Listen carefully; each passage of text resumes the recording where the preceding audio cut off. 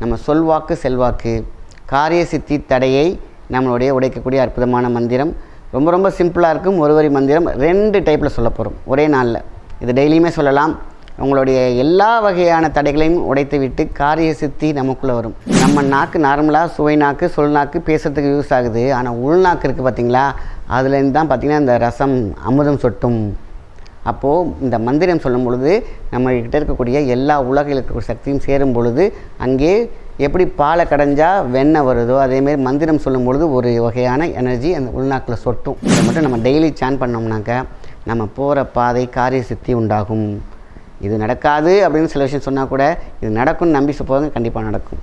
ஏன்னா நமக்கு முன்னாடி நம்ம சொல்வாக்கு சென்று அருள்வாக்காக போய் உள்ளே உட்கார்ந்து அது விஷயத்தை தடையை உடைச்சி அதை நடக்க வைக்கக்கூடிய சக்தி இந்த மந்திரங்களுக்கு உண்டு.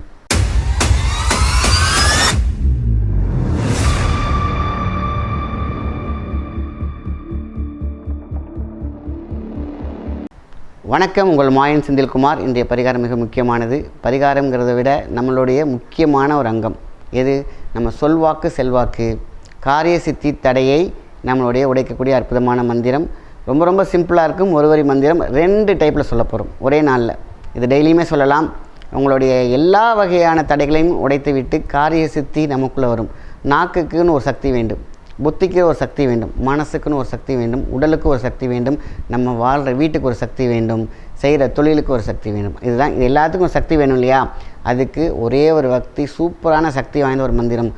ஓம் சர்வலோக வசீகரி. லோகம் என்றால் அண்டம். சர்வலோக வசீகரி, அதான் அது சொல்லுவாங்களே உலக வசியம் அப்படின்னு சொல்லுவாங்க. இதுக்கு ரொம்ப ரொம்ப முக்கியம். உலகத்துக்கு ஏன், உலகத்தில் இருக்கவங்களாம் எனக்கு ஏன் வசியமாக வேண்டும் அப்படி கிடையாது. உங்களுடைய வியாபாரம், உங்களுடைய யுக்தி அது எல்லை கடந்து போக வேண்டும். அதுக்கு தான் ஓம் சர்வலோக வசீகரி. இன்னொரு விஷயம், அதே மாதிரி ஓம் சர்வ மோக வசீகரி. நம்ம மோக அப்படின்னா மோகித்து நிறுத்தல். அதாவது நீங்கள் சொன்னீங்கன்னாக்கா ஓகே இவங்க சொல்கிறத கேட்குறோம், நல்லா இருக்கலாம்னு சொல்லலாம். ஸோ அந்த மாதிரி உங்களோட பிஸ்னஸ்க்கு நீங்கள் சொல்கிறத கேட்கணும் காது கொடுத்து, அதான் மோகித்து நிறுத்தல். அதனால் ஓம் சர்வலோக வசீகரி 27 முறை காலையில் குளிச்சுட்டு கிழக்கு முகமாக நம்ம நின்றுட்டு நம்ம தெய்வத்தை குலதெய்வத்தில் நம்பி வேண்டிட்டு நான் சொல்ல போகிற மந்திரம் எனக்கு சித்தியாக வேண்டும், சக்தியாக வேண்டும் அப்படின்னு சொல்லிவிட்டு ஓம் சர்வலோக வசீகரி ஒரு 27 முறை சொல்லி முடிச்சுட்டு ஓம் சர்வ மோக வசீகரி அது ஒரு 27 முறை. அவ்வளோதான். இது ஃபஸ்ட்டு ஒரு மந்திரம் சொன்னேன், லோக அது ஒரு 27 டைம்ஸ், மோக அது ஒரு 27 டைம்ஸ். அதனால தான் ஓம் சர்வ மோக வசீகரி, இன்னொன்று ஓம் சர்வலோக வசீகரி. அவ்வளோதான், சிம்பிள். இதை நம்ம காலையிலே குளிச்சுட்டு நம்ம சொல்லி பார்த்தாலே போதுமான விஷயந்தான், நமக்கு காரிய சித்தி ஆகும்.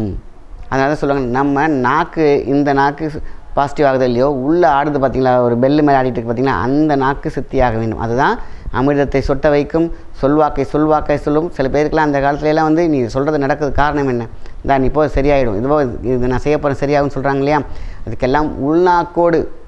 இதுக்கு ஒரு எக்ஸாம்பிளே அழகாக சொல்லலாம். பாம்பு இருக்குது பார்த்திங்களா, நல்ல பாம்பு.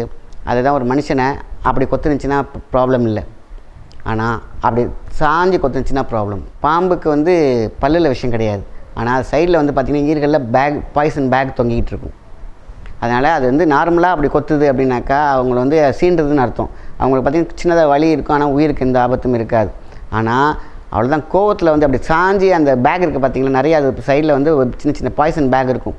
சின்னதை தேன் சொட்டுற மாதிரி ஒரு இமேஜின் பண்ணிக்கோங்க. அதை கொத்தி அந்த பல்லில் அந்த பாய்சனை எடுத்துக்கிட்டு அப்புறம் கொத்தும். ஏன் இதை நான் ஒரு எக்ஸாம்பிளாக சொல்கிறேன் அப்படின்னு கேட்டிங்கனாக்கா, நம்ம நாக்கு நார்மலாக சுவை நாக்கு சொல் நாக்கு பேசுகிறதுக்கு யூஸ் ஆகுது. ஆனால் உள்நாக்கு இருக்குது பார்த்திங்களா, அதுலேருந்து தான் பார்த்திங்கன்னா இந்த ரசம் அமுதம் சொட்டும். அப்போது இந்த மந்திரம் சொல்லும் பொழுது நம்மகிட்ட இருக்கக்கூடிய எல்லா உலகில் இருக்கக்கூடிய சக்தியும் சேரும் பொழுது அங்கே எப்படி பாலை கடைஞ்சா வெண்ணெய் வருதோ அதேமாரி மந்திரம் சொல்லும் பொழுது ஒரு வகையான எனர்ஜி அந்த உள்நாக்கில் சொட்டும். அதுதான் அமிர்த பீடம். அப்படி சொட்டும் பொழுது நம்ம சொல்கிறோம் பார்த்திங்களா, அதுதான் பழிக்கிறது.